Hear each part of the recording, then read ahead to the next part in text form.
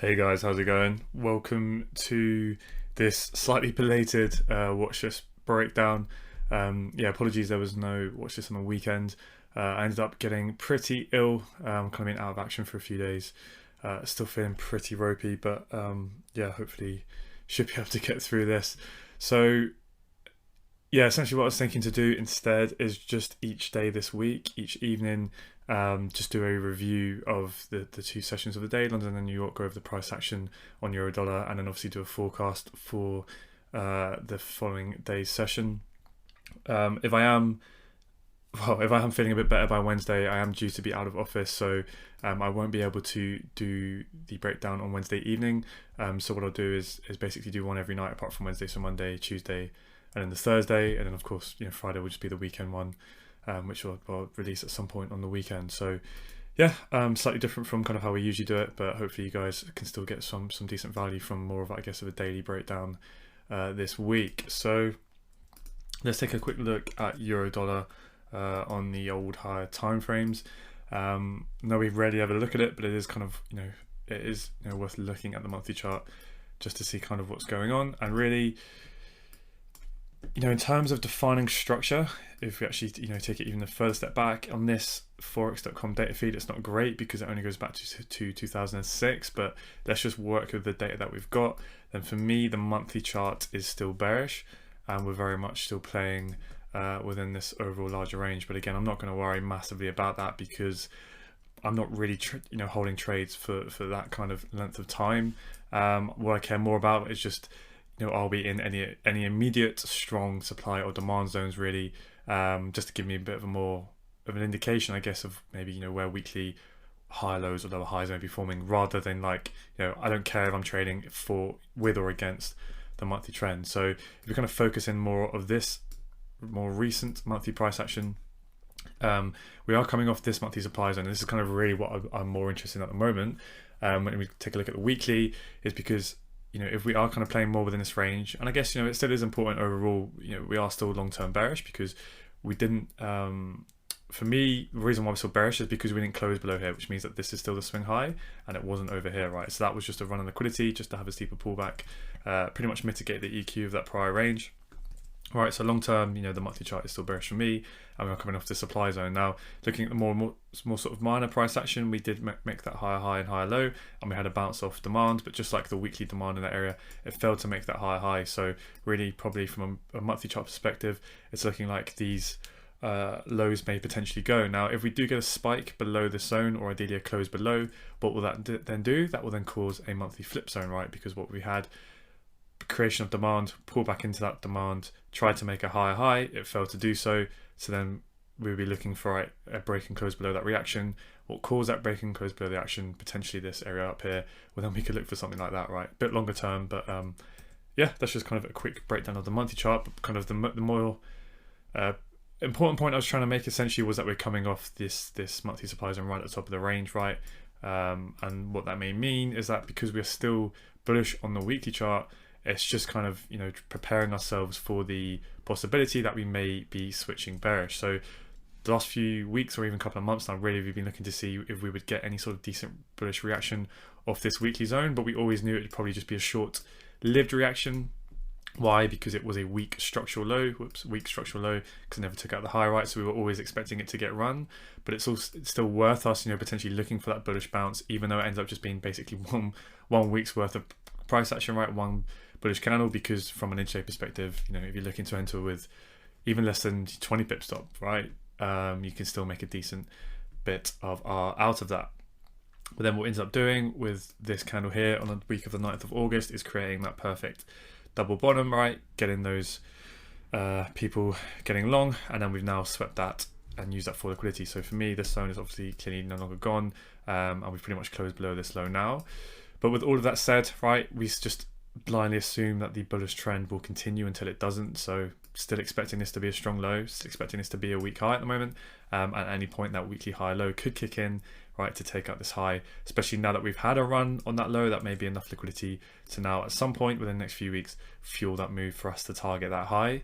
But like I was saying, because we've come off weekly supply, very prominent weekly zone as well, won't be too surprising if potentially we switch trend, but until that happens, I'm running with the assumption that we've now swept this low, and longs could be on the cards. But because all we've looked at so far is weekly and monthly sort of higher time frame outlooks here, we can still be pretty aggressive even by just waiting for the daily, right? We don't have to suddenly start looking for 15-minute changes of character and then trying to swing this up. Of course we can, but literally at the moment we could just wait for this daily high to go, and then we can start going, okay, now let's start to look for those longer term moves here, because until that happens, this can still be a very high probability area to look for daily shorts, right? And then target the next week low, so on and so forth, until we get that change, until we get that daily change of character or that daily trend change, right? And then we can start talking with a bit more sort of seriousness about some targets up towards the top of the range, or potentially even higher, right? So yeah, from a daily chart perspective, we obviously had the equal lows were pretty obvious there as well, and we started to get that move away, but we never even swept that low even by a pip initially. So that's what massively increased the probability that it was a fake move.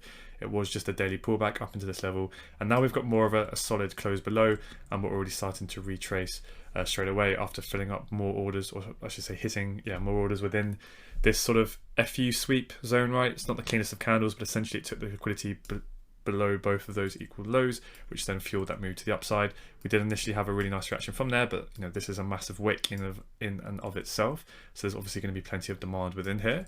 I'm obviously getting nearer towards the EQ of that wick, which we haven't perfectly tapped just yet, but we don't really have to. I don't see that as something massively significant. So yeah, we'll dive into having a little look in this wick in a minute as we jump down in time frames, but purely in terms of the daily, we're obviously bearish back in June, and then we had this pullback here. Now at the time I was viewing this as a daily pullback, right, and then viewing that as a lower low, and then I viewed that as a daily break of structure to the upside. But now, as we can see with the benefit of hindsight, being a little bit more conservative with our daily swing structure would have ended up being a bit more accurate, where essentially this just ends up being a run on liquidity, right, whether you just view that as the high there or that trend line liquidity there.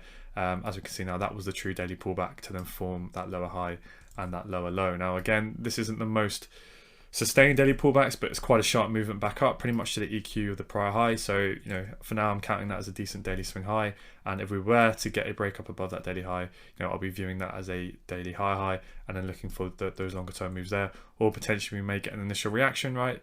Price may come down a little bit, and then if we get the push up, we'll have a flip zone, and that'll be even nicer as well to then take that potentially up higher. But until that happens, until this high is breached, until it's closed above on the daily chart and also the 4-hour chart as well, I'm going to be looking for pretty high probability shorts to take this down to at least this low here, and then potentially look for another sweep and see if we get that move, or leave a little bit of volume remaining on the trade and see if we are going to get that long-term weekly trend change there. So yeah, that's pretty much how I am viewing the daily chart. So let's have a dive down into the 4-hour chart. So yeah, we spoke about this I believe in the last breakdown, where a few weeks ago, before around the start of August, I was initially viewing that as a 4-hour lower high, but I'm kind of switched my approach just a little bit now in general, just being a bit more conservative with my swings, and this truly is just a bit more of a minor pullback, right?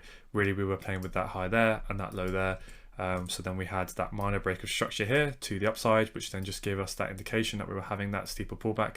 We almost hit the EQ was around there, we just missed it, and then that was enough for the lower high to kick in and get our break of structure. Now in that whole meantime, when all that price action occurred, what did we have? Well, we had this supply zone here, right? Price came into that supply zone, it tried to form a lower low, it failed, and we got that another minor break of structure to the upside there, right?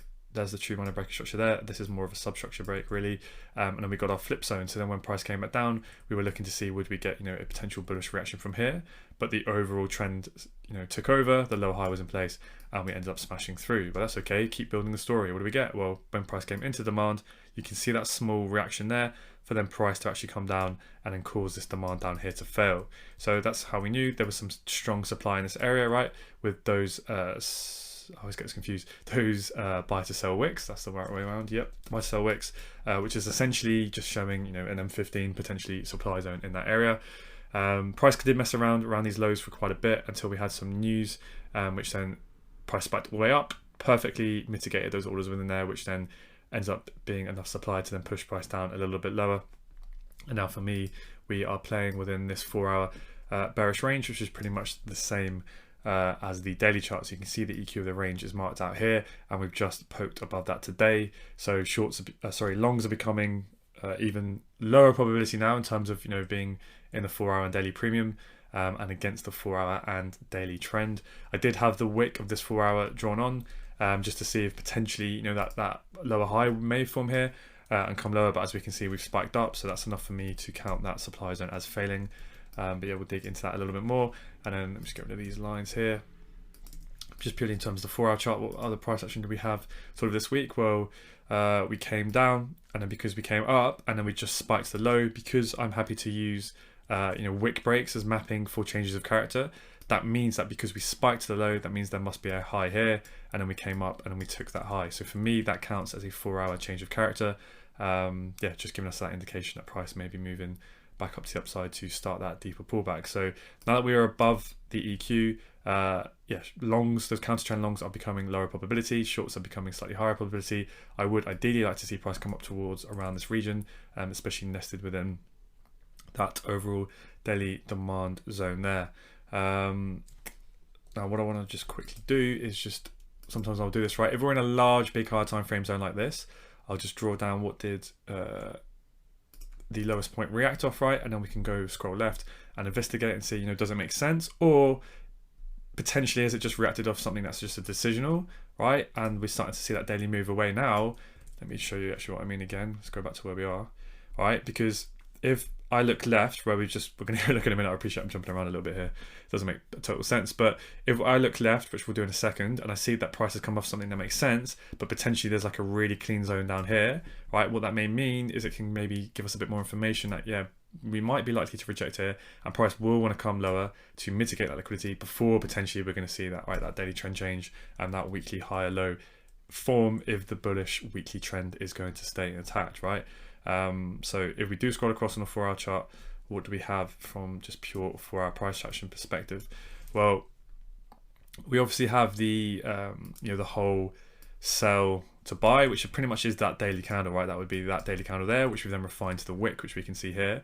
But then if we try and refine the 4 hour candle even more, ideally we'd be looking at something down in these wicks, right? Even if we just took literally that whole section of both of those wicks. But as you can see, we've come off this candle here.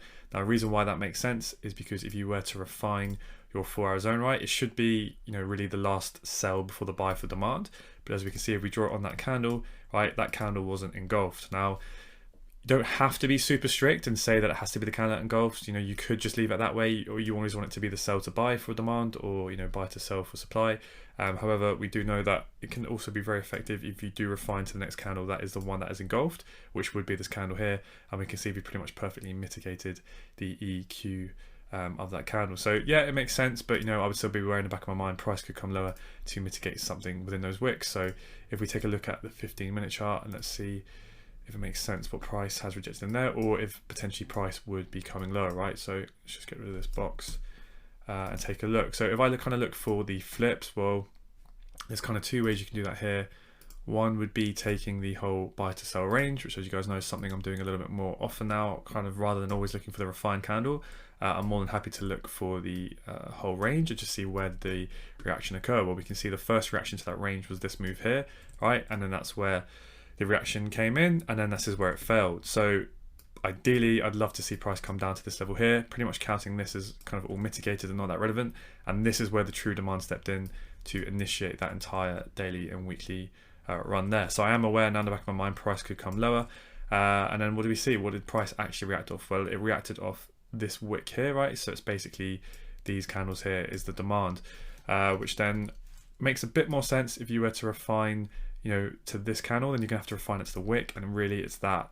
So it's something lower than the 15-minute time frame, which is where that failed reaction has occurred. So it's kind of one of those ones. Yeah, I mean, it makes sense, but it's nothing to me amazing. I would probably love to see price come a little bit lower and then really look for that reaction off there if and when we get that. But yeah, it's probably a little bit later, further down the line. So that kind of wrapped up the 4 hour chart. Let's take a look at what's going on the 15-minute chart. So yeah, when we were messing around that sort of 4 hour and daily low there towards the end of last week. We did get some volatility as pricing spiked up into that 4-hour buy to sell wicks, which we can even see here on the 15-minute chart was also just wicks as well. So that was probably, a 5-minute zone or something like that.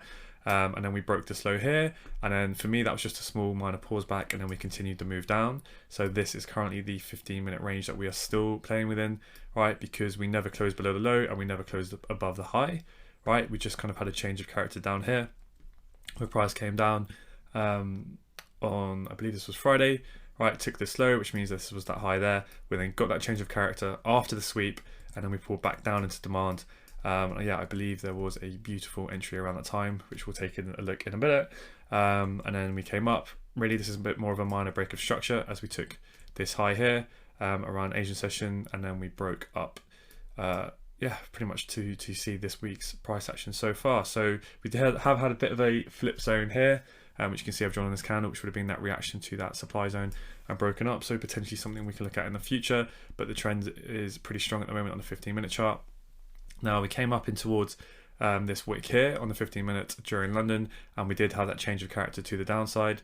So I'll tell you what, before we go through all the 15 minutes, let's have a look at the intradays at the same time. So essentially all of these trades really, it's just looking to play the 4-hour and daily pullback, right? Because what do we expect after a 4-hour break of structure? We expect a 4-hour pullback. We've now had that 4-hour change of character, but there was also obviously a 15-minute change of character that happened earlier to look to start to play that pullback back up into premium prices. So let's have a look and see if there was any sort of nice way to get back into this pullback with that first 15, not the first, but the first change of character after we had that failure to form a lower low, right?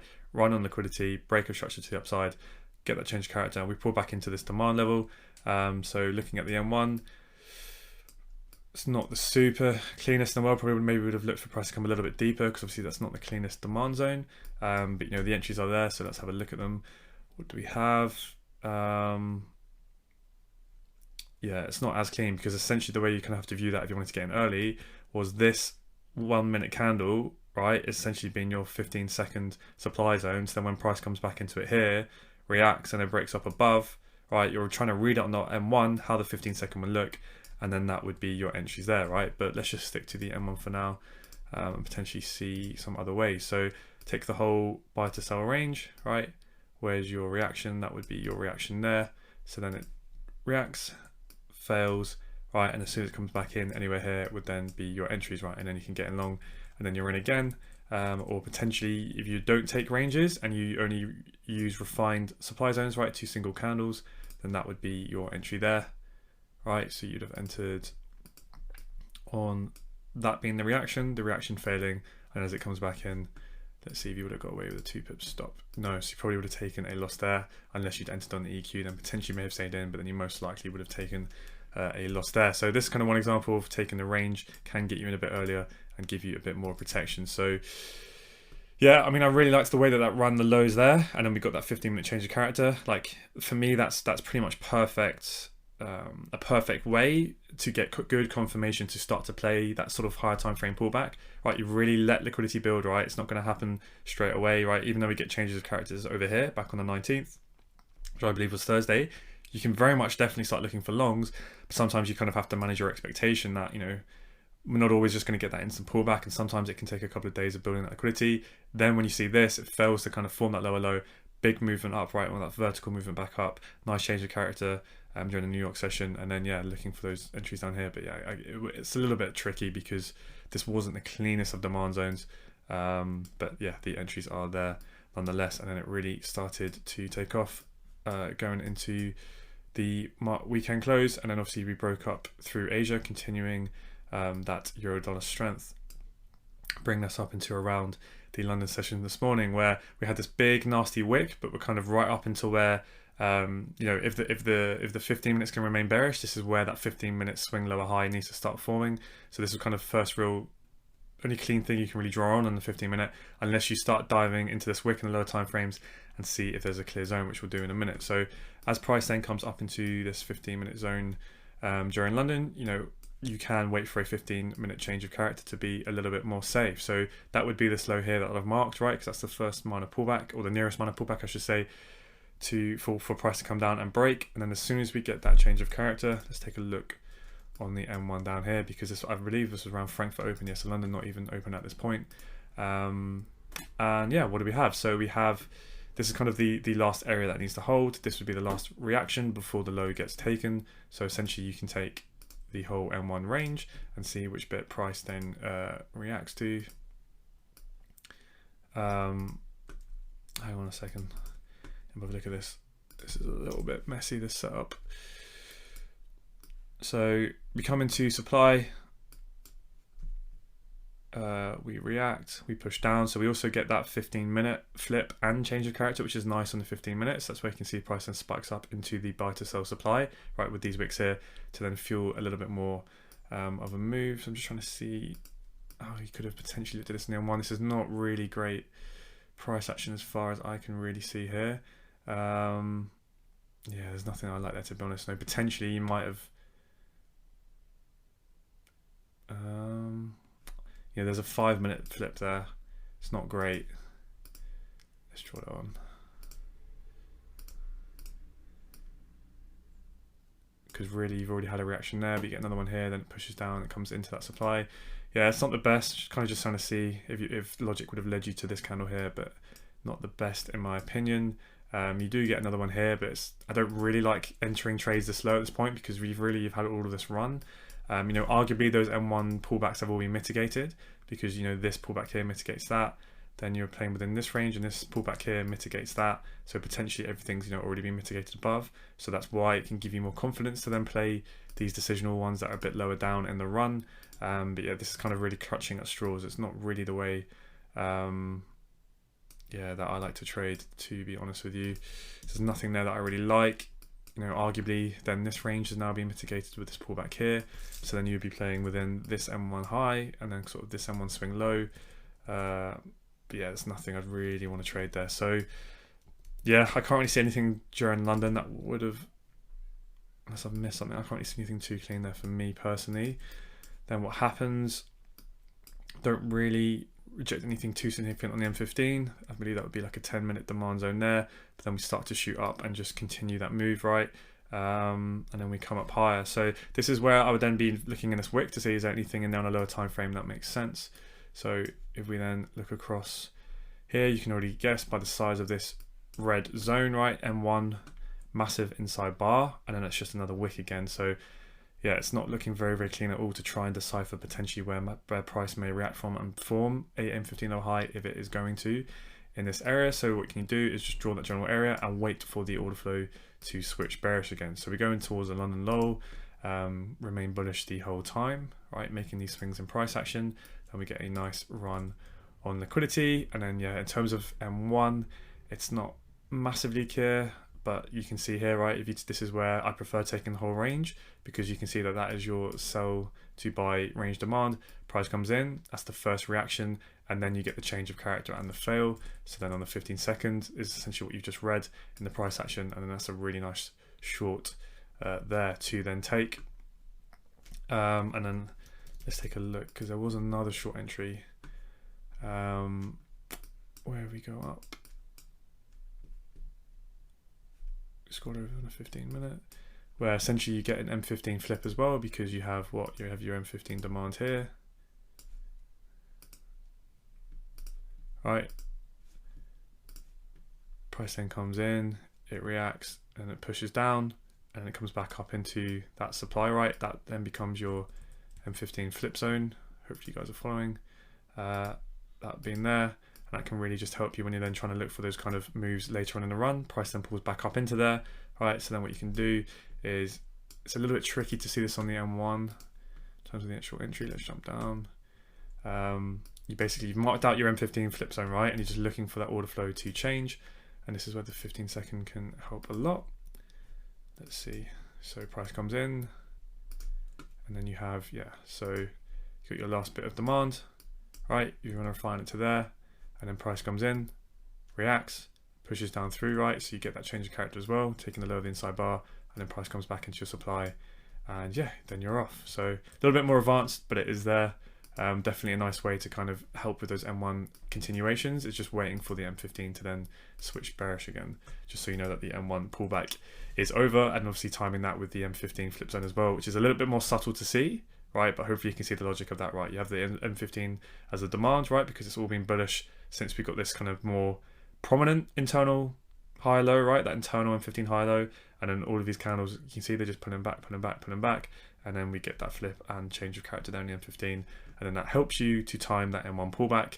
And then, you know, rather than just trying to guess where the pullback's going to end within that zone, just either wait for the M1 flip. But in this case, yeah, I mean, you can see it, right? So this is how you can read the 15-second. You don't need it. You just need to be very, very quick and paying attention to the detail of what you're seeing on the charts and not hesitate, right? Because you're not going to get long to see it. So essentially, you can see price then taps it, right? Price then comes back into this sell to buy demand. As soon as you see the reaction, right, it comes in, it spikes up, and then it comes down, right? So as soon as you get that closure below here, you'd literally have to, that's the pullback into the 15-second zone there, right, with that M1 wick, and then you're a B in. So that's why you've got to be pretty quick if you're just looking at the M1 in that case. So yeah, again, not the cleanest of trades, but it was there.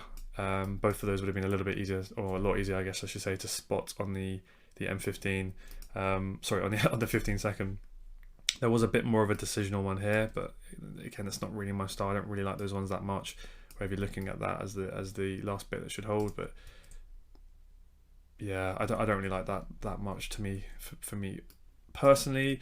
Now, what I do prefer is this, right? Because at this point, well, this is kind of a long that I really like in terms of the way the M15 price action and the M1 price action set up, but in terms of how well priced it is and where we are within higher time frames, again, it's not great. Really, I want to be looking for those longs down here, and I want to be looking for the shorts up here, right? We're starting to play within the EQ of the range, and where are we in the 15-minute, right? We're right up in the top of this wick, where we're, you know, potentially expecting that lower high to form, and looking for longs within here is a lot more aggressive. But of course, if you're just looking for those intraday entries, and you're going to be quick with the targets, as you can see in here, just targeting that next 15-minute sort of substructure high, you can get away with it. But let's just kind of look at the price action of how it's set up. So obviously price is bearish, and then expecting price to come down to around the sort of range created demand down here. It comes down, it then shoots up, and what do we get? We get that change of character, right? And this is where we have to really be paying attention to change of characters, because it can be subtle with the price action. So we get a minor pullback there, that lower low, then we break the high there to form that sort of, you know, change of character, right? That first internal high, then price comes back down into that demand zone, wait for the M1 to switch, and we get, this is probably the cleanest flip zone out of everything we just looked at, right? We have our supply, price comes down, it comes into it, it reacts, it fails to go lower, goes up higher. We also get the change of character. A plus flips that up. Whenever I say that, especially in this case, I'm purely talking about the M1 price action, right? Forgetting where we are within higher time frame story, but purely just how the flip looks, right? That's picture perfect. And then what we can do is target that 15-minute high, and then boom, you just got over 7R there with a 2-pip stop. Obviously could be refined a little bit further if you went down to 1.5, but 2 is more than good enough. Yeah, and then we've just been chopping around. So at the moment, you can see we have the 15-minute high there, and we've just wicked it, grabbed the liquidity, we failed to break up higher. Trading's out of session at the moment. For me, really, I wouldn't really be that keen on looking for entries unless we were in a really nice higher time frame area of value. But yeah, as I was saying, in terms of higher time frame forecast, daily and 4 hours still very clearly bearish for me. So we'll be looking for price ideally to come up into one of these sort of two areas where we have nice higher time frame supply, you know, and then look to then run these lows here. That looks like quite a weakly formed low, right? Because it's kind of those equal lows that we can then look to target and potentially come down lower into, you know, those 4-hour wicks that we're looking at, where we have that nice M15 zone within here, potentially really mitigate the bottom of that M15 sweep, and then potentially see if we're going to get that longer term weekly high low, or if potentially we are going to switch bearish, and the euro dollar is going to break out to the downside. So if I could simplify that forecast even more, we are now above the EQ. We are back into premium prices. Those pro trend 4-hour and daily pro trend shorts are becoming higher probability. The 15-minute is still bearish, and this is obviously the highest probability point in which the M15 could form that lower high if it is to remain bearish. We have technically had a very aggressive change of character now, because this inside bar for me obviously counts as a pullback, right? We have broken that low there, and now we've come back up into this wick, and potentially, right, that this could be the start of that 4-hour lower high, right? We could go from here. So let's actually have a look and see if there was an entry within here. Let's delete these drawings. Obviously come up to mitigate the M1 extreme. But it looks like we haven't had too much of, arguably, so it's not clear on the M1, but that would be a seconds reaction because this would be your demand, right? Price comes into it, it pulls up, and then it fails below. But yeah, we've kind of mitigated the extreme there. So not the cleanest bit of price action there for me. But yeah, there's an entry there. Let's see if it looks any clean on 15 seconds or not. It's pretty aggressive, but kind of sometimes when you really, really like an area, then you can be aggressive, right? So like I said, if you know you're in the 4-hour and daily EQ, you're looking for a 4-hour and daily, pro trend lower high. We're at the last real point that this M15 is going to stay bearish. We've had a sweep of liquidity. We've now had an M15 change of character. We've come up into the M15 extreme wick, right? And then you're just waiting for the lower time frames to change, right? You can clearly see this one on liquidity. It's essentially that's your reaction to demand. We've then pushed down. So then, yeah, that would have been your 15-second entry here. So it just depends on how tight your stop was. So let's see how big this price action is. Yeah, 2 pips looks like it would have stopped you out there. So yeah, this is one of those ones with hindsight where I'd say try and cover the high if it's that near, right? So then you'd be covered in 3 pip stop. But yeah, again, for me, it's not the greatest of trades. I'd probably, we could very easily just still come down, tap into here, and then continue up higher and make our way up into the 4-hour and daily supply there. So yeah, all I would say at this point is longs are definitely not ideal at this point. I'd probably wait and see if we get going into London, right? If we can start kind of take out these lows here, that would be really nice, right? Kind of get that M15 minor breaker structure to the downside, wait for that pullback into an M15 supply zone. And then, yeah, just start looking for M1 entries or 15-second entries, however you like to trade. And then we can start to look to target these lows here. However, if, this recent sort of intraday bullish order flow continues, right, we could go up higher. If we then get a closure above this swing high there, then for me, the M15 will still be bullish. But because we will be in the premium of the 4-hour and the daily, and it's both with the 4-hour and the daily trend, you can be a bit more aggressive in terms of just waiting for M15 changes of character rather than necessarily waiting for the for the M15 swing trend to switch bearish again, because you are trading with the high time frame pro trend, right? Hopefully that makes sense. So you can get away with it. Let's have a quick look if there's any nearby supply zones. We do have an M15 flip zone there, right? So that decisional here that took out that supply, we had a buy to sell wick reaction, so that would be another key area to look for. Then obviously we have this range here, or you can refine it to the wick, just snap onto the range, and then yeah, probably that would be the last line of defense in terms of the M15 being within that 4-hour supply zone. So that's some nice key areas to look out for. But yeah, it would be good to see if we can target these equal lows if that 4-hour and daily pro trend is to remain. So yeah, that kind of wraps it up. Let's see how price action shapes up tomorrow, but as things stand, I definitely do favour the short. So ideally we can get a nice 15-minute minor breaker structure to the downside and then start to look to target these these lows down here. Of course you can still take longs, but you just need to realise that you are trading in the premium against the 4-hour and daily trend. So yeah, just make sure you be aggressive with your management and manage your expectations, right? Yeah, I mean, we are coming off that daily demand. Potentially this could be where we see that daily trend change and 4-hour trend change, but until we get that confirmation, it's a bit aggressive to try and anticipate that before it actually happens. But yeah, that wraps up. I'll see you guys in tomorrow. I'll do one on Tuesday and then one on Thursday as well. So again, apologies, I missed on the weekend, just absolutely out of it. So yeah, hopefully, back feel a bit better this afternoon. And we keep going. Hope you guys have a good week, and I will see you in the next one tomorrow. Cheers, guys.